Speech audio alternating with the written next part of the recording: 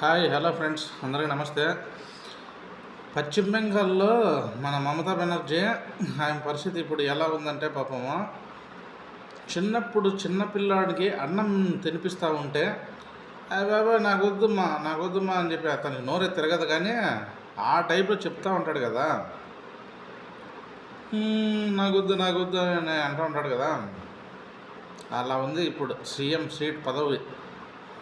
ఆ పదవి వెళ్తుంటే ఆమె నేను రాజీనామా చేయను.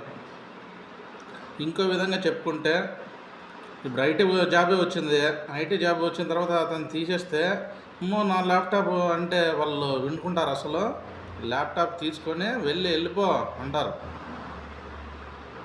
అంతేగాని నాది అంటే అవుతుందా?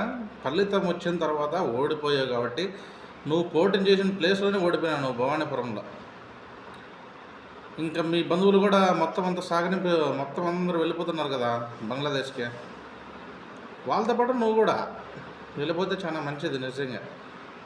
లేకపోతే వాళ్ళు గెంటేసినారంటే ఇంకా అది నీకే అవమానం వస్తుంది.